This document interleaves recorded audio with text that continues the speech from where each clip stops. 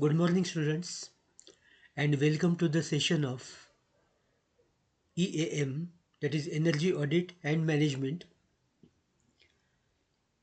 Today we are studying functions of energy management, which is under Unit 2, Energy Management.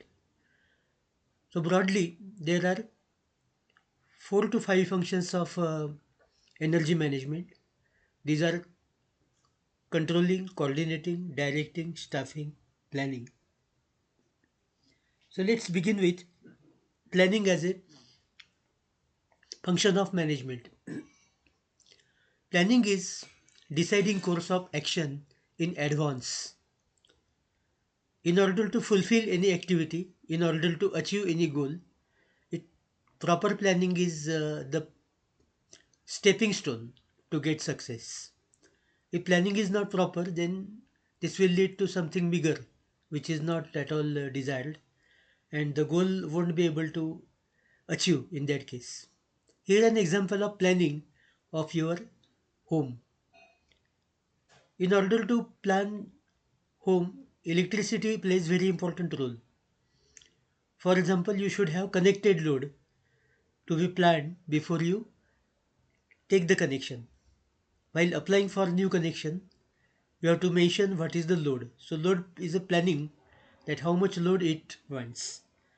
Suppose that there are 5 rooms in your house, and then each room will have one ceiling fan of 60 watt, then LEDs in each room of 12 watt, then LED tubes of 20 watt, one TV will be required, one refrigerator will be required, one HP motor, and 1.5 ton of air conditioner.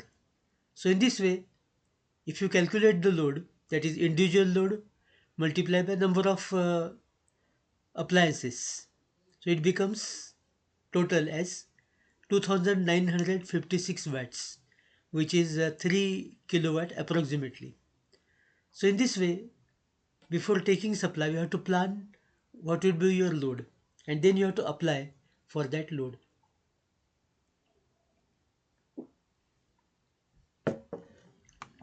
Planning is followed by very important phenomena in EAM, and that is called forecasting of load or load forecasting. Forecasting is a type of planning. We have to forecast what is the load before you take up any activity, because as you can see here that I have got previous figures of last 5 years. These are the fact and figures of demand for some utility during last 5 years, and the count is 1 2 3 4, which is on x-axis, and on y-axis there is a demand in kVA or MVA, whatever it is, and accordingly you see that there is an increasing trend. The rising trend indicates that there is a rise in load. So what should be the forecasted load? You have got data up to point 0.5, that is up to 1920.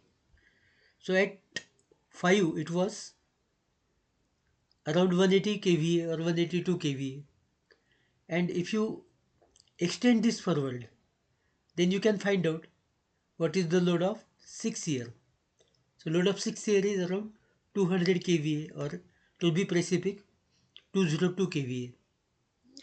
So this is called curve fitting technique, or also extrapolation technique can be used to forecast the load. Here we know data for 5 years, from which we can find out slope of the line. If you approximate all the points, then it is a sort of line which is having positive slope. So slope of the line is given by difference of y coordinates upon difference of x coordinates. So therefore it comes out to be 20, because y2 minus y1 upon x2 upon x1 is 170 minus 150 divided by 4 minus 3. So that comes out to be 20. So 20 is the slope of line. We know that the line equation is y is equal to mx plus c. Now if you take any point, let us say point at 102, That is the first point where x coordinate is 1 and y coordinate is 102. So in this way we can find out that y equal to mx plus c. So y is 102 as we have found out, or it is given, and x is 1, 20 is the slope we have just calculated, plus c. So you can find out that c, that is intercept on y axis, comes out to be around 82. So in this way the line will intersect at the point 82, somewhere like this. So this line will not have correct indication.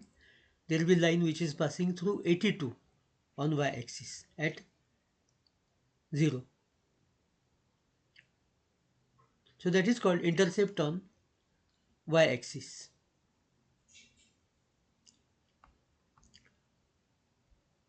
So from this we can find out, we can substitute the value of count depending on which year you want your consumption or demand, and then at that year we can find out, substituting the value, that year what would be the value of forecasted load. So you can have 5-year plan, you can have 20-year plan even for load forecasting. Now artificial intelligence is another technique that is widely used in forecasting of the load, that is artificial neural networks. So using artificial neural networks also we can forecast the load. That is one of the techniques of going for load forecasting. So in this way we can forecast the loads of different utilities like generico or transmission or types of generators. As you can see here that there are different types of generations. The first is hydro generation, which is having uh, all the figures in installed capacity versus year count. So it is a rising trend. Then thermal also there is a rising trend. Nuclear there is a rising trend, and renewable energy systems, that is initially it was not having any rise, but later on after 1990 onwards it got pick up like this. So nowadays it is thermal is to be now declined, and solar will be picking up. So that is the scenario. So we can find out through planning or load forecasting what are these effects and what is their purpose.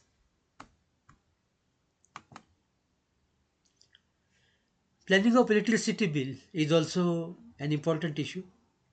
Recently in video 3 I think we have studied how to calculate or how to compute the electricity bill. So accordingly we can plan also your bill, you can plan your consumption for 1 year. That during 1 year what will be the units billed. So here we can see that from previous data, that is called energy history. So from energy history we have got units consumed by us for the period of last 12 months, and the total we can find out is 2050. So budget estimate for 2050 will be around 13,524 rupees 50 paisa. So I have told you the procedure for finding estimating load. That is for first 100 unit the rate is different, like 3 rupees or 4 rupees, and for remaining units up to 300 the rates are different. That is in the tune of, let us say, uh, 7 rupees or say 43 paisa, like this, something like this. So in this way, if you add fixed charges for 12 months at the rate of 50 rupees, it comes to the tune of 600 rupees, and total amount will be 14,000. Again add electricity duty on 14,000, that comes out to be 2,259. Again add FCA, that is 30 rupees per month. Again you have to add this, and then you will get the total billed amount as 16,000. or 1 lakh, rather 60,000, 1 lakh 67,000, and so on remaining. So in this way, your budget, home budget, will have electricity payment as an important parameter, and you have to make provision for your budget to be 1.67 lakh. So you have to keep it aside while preparing your home budget, that you will have to bear the amount of 1 lakh 60,000, 67,000 rupees for your house.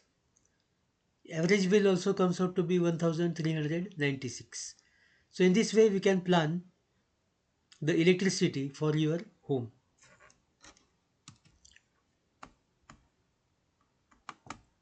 Next part is controlling. Controlling is niyantran, and you have studied controlling in your feedback control systems. There are two types of control systems, open loop and closed loop, that you have studied. So in this case, controlling involves taking output back and comparing it with input.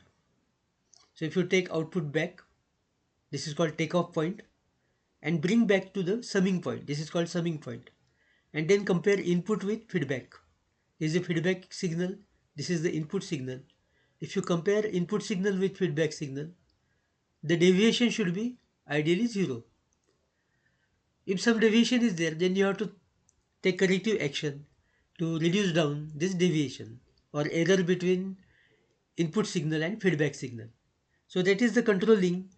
Here also controlling plays important role, and one practical example of control system is shown here,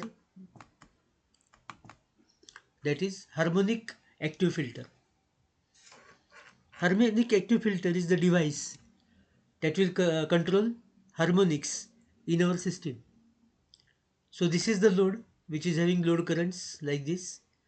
This is the voltage where input currents are applied, and this is the filter that will take care of harmonic currents. So whatever the harmonics created by load or maybe nonlinear load will be compensated through active filter. Active filter has got inbuilt source that will create harmonic currents of equal and opposite magnitude, and they will tend to cancel the harmonics. So in this way the harmonics will be nullified by controlling them through filter, and then you will be able to get the fundamental current or voltage which is required for your system. So in this way harmonic active filter is a very good example of controlling of your input, so that minimum harmonics are involved, and the distortion, harmonic distortion won't be there in such cases. So in this way, these are the few things about functions of energy management. We'll continue with these functions in our next lecture. So we'll wrap here, and we'll see, we'll meet in the next lecture.